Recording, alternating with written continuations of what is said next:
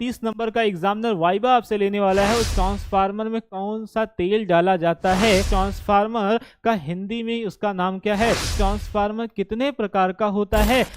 Hello बच्चों, क्या हाल चाल? बच्चों आज हम बात करने वाले हैं कि आपके एग्जाम में जो वाइवा होगा, जो 30 नंबर का एग्जामिनर वाइवा आपसे लेने वाला है, उसमें ट्रांसफार्मर से क्या क्या क्वेश्चन आपसे करेगा।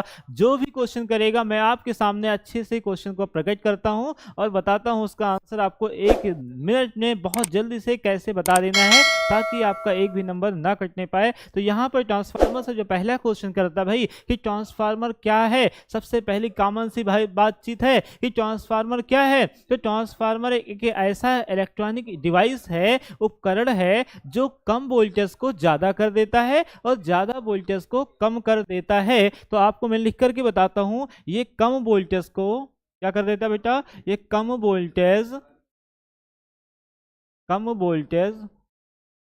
को ज्यादा, और इसी का अपोजिट ज्यादा वोल्टेज को, अगर ज्यादा है भाई साहब, ज्यादा वोल्टेज को क्या कर देता है भाई? ज्यादा वोल्टेज को कम कर देता है। तो बता देना एग्जामिनर सर को कि ट्रांसफार्मर एक ऐसा डिवाइस है, उपकरण है, जो कम वोल्टेज को ज्यादा कर देता है और ज्यादा वोल्टेज को कम कर देता है। राइट, हो गया। आगे क्वेश्चन कर सकता है भैया आपसे, ट्रांसफार्मर किस सिद्धांत पर काम करता है? तो ट्रांसफार्मर अन्योन प्रेरण के सिद्धांत पर कार्य करता है। कैसे किस सिद्धांत पर काम करता है? अन्योन प्रेरण। क्या लिखेंगे बेटा? अन्योन प्रेरण।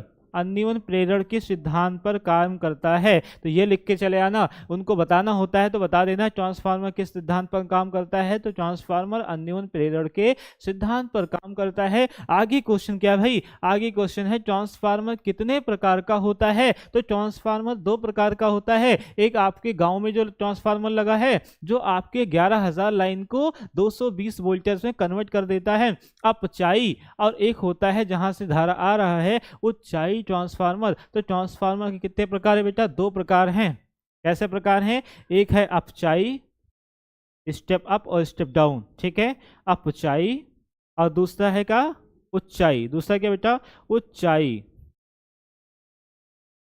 तो उच्चाई, अपचाई ट्रांसफार्मर और कैसे ट्रांसफार्मर? उच्चाई ट्रांसफार्मर। ट्रांसफार्मर के प्रकार 2 है। आगे क्वेश्चन है ट्रांसफार्मर की करोड़ किस धातु की बनी होती है? तो ट्रांसफार्मर की जो करोड़ है बेटा, वो किस धातु की बनी होती है? तो वो नर्म लोहे की बनी होती है। इसका आंसर क्या होगा बेटा? नर्म लोहे की बनी होती है। किसकी बनी होती है बेटा? नर्म लोहे की बनी होती है। सर नर्म लोहे की क्यों बनी होती है? क्योंकि बेटा जो हाई, अगर आप बहुत कड़े ठोस को ले लोगे, जिसको बहुत तेजी से मोड़ा नहीं जा सकता, तो उसमें क्या होता है? प्रतिरोध ज्यादा होता है, जिससे हीट होकर के वो पिघल जाएगा ज्यादा वोल्टेज मिलने पर। ठीक है, इसलिए इसे नर्म लोहे पर बनाया जाता है। आगे क्वेश्चन किया गया है ट्रांसफार्मर किस धारा पर काम करता है?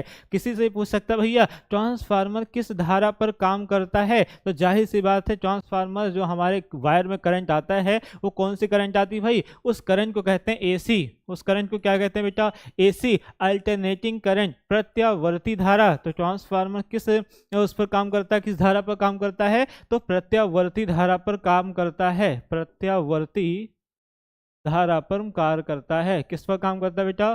प्रत्यावर्ती धारा पर कार्य करता है। आगे है ट्रांसफार्मर में करोड़ को पटेलित क्यों रखा जाता है? ट्रांसफार्मर को कभी न कभी आपने खोल करके देखा होगा, इसमें ई टाइप की पतली पतली पत्तियां से चिपकाई जाती हैं। ऐसा इसलिए किया जाता है बेटा, ताकि इसकी प्रतिरोध को कम किया जा सके। प्रतिरोध क्या होता है बेटा? जो उसके मार्ग में रुकावट उत्पन्न करता है, धारा का क्षय न हो, धारा का नुकसान न हो, वैद्युत ऊर्जा का नुकसान न हो, इसलिए हम लोग क्या करते हैं भैया? इसको पटेलित करते हैं। क्या आंसर क्या बताएंगे बेटा? सिंपल से एक लाइन बताएंगे, ट्रांसफार्मर के करोड़ को पटेलित क्यों रखा जाता है? प्रतिरोध को कम करने के लिए। किसके लिए बेटा?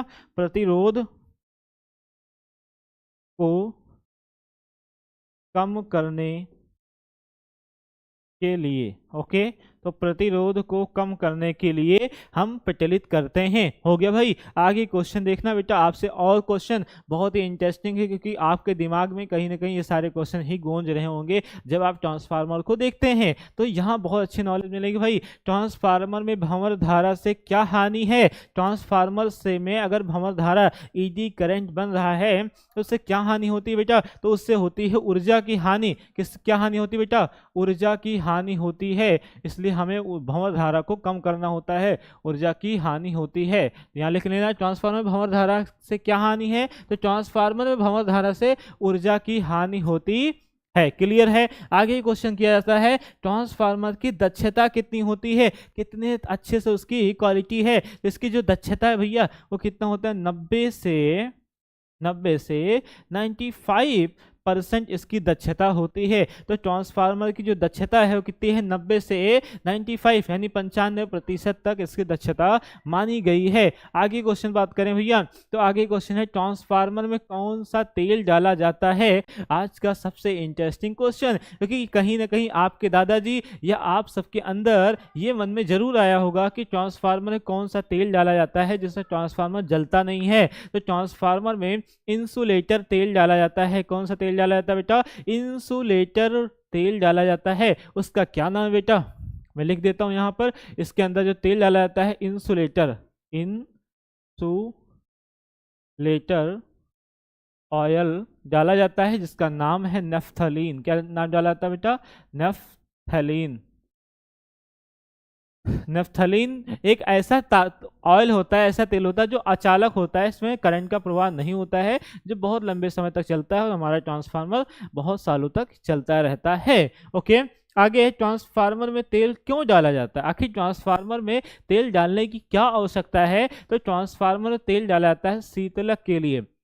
ये जो नेफ्थलीन है ये बहुत ठंडा तेल होता है, जिसको ट्रांसफार्मर को ठंडा रखता है। शीतलक का मतलब होता है ठंडा रखता है, ट्रांसफार्मर ब्लास्ट नहीं होता है। बहुत हाई वोल्टेज आता है और बहुत लो वोल्टेज निकलता है, उसके बावजूद ट्रांसफार्मर हीट नहीं होता है, जिसका कारण है ऑयल, नेफ्थलीन ऑयल है। समझ पा रहे हो? तो शीतलक के लिए ट्रांसफार्मर तेल क्यों करते हैं भैया? शीतलक के लिए। शीतलक ठंडा रखने के लिए। किसके लिए बेटा? ठंडा रखने के लिए इसका उपयोग किया जाता है। आगे बात करते हैं, कुछ क्वेश्चन आगे और हैं भैया। ट्रांसफार्मर का उपयोग, आगे और आपसे क्वेश्चन कर सकते हैं, ट्रांसफार्मर का उपयोग डीसी में क्यों नहीं किया जा सकता? आखिर ट्रांसफार्मर का उपयोग एसी करंट में ही क्यों करते हैं, डीसी करंट में क्यों नहीं करते हैं? तो बेटा ये है कि डायरेक्ट करंट, डीसी का मतलब होता है डायरेक्ट करंट, दिष्ट धारा, जिसका समय के साथ परिमाण बराबर लगता है। क्या होता है भैया? समय के साथ परिमाण लगातार फिक्स रहता है, बराबर रहता है, जिसके कारण ट्रांसफार्मर लगाने से कोई फायदा नहीं होता, क्योंकि ट्रांसफार्मर क्या करता है? उच्च धारा को कम करता है, कम को ज्यादा करता है। और दिष्ट धारा में लगाएंगे तो लगातार वो जब कम ज्यादा हो ही नहीं रहा है, तो उसमें लगा के फायदा क्या है? इसलिए हम लोग डीसी में इसका उपयोग नहीं करते हैं। ऑलराइट, चलो आगे बात है कि ट्रांसफार्मर की आवृत्ति कितनी होती है, फ्रीक्वेंसी कितनी होती है? तो इसकी फ्रीक्वेंसी होती है 50 से 60 हर्ट्ज होती है। फ्रीक्वेंसी का जो आपका मात्रक होता है वो हर्ट्ज होता है। ओके, तो 50 से 60 हर्ट्ज होता है। आगे बात करते हैं बेटा, तो यहाँ से और भी क्वेश्चन बन जाते हैं कि ट्रांसफार्मर का हिंदी में उसका नाम क्या है? तो ट्रांसफार्मर का हिंदी में उसको बोलते हैं परिणामन के परिणामित्र। क्या बोलते हैं बेटा? परिणामित्र बोलते हैं। तो ट्रांसफार्मर को हिंदी में बोलते हैं परिणामित्र। ठीक है, ऐसे लिख लेना, ट्रांसफार्मर को हिंदी में कहते हैं भैया परिणामित्र।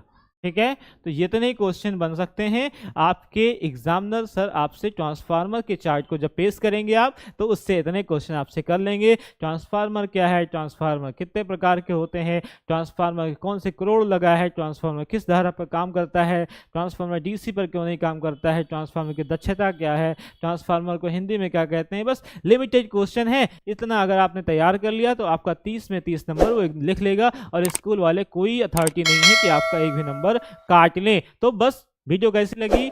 मस्त है तो वीडियो को विजिट करना, और भी चैनल पर आपकी तैयारी के लिए लगातार हम लोग प्रयास कर रहे हैं, मेहनत कर रहे हैं, और वीडियो को शेयर कर देना। Thank you.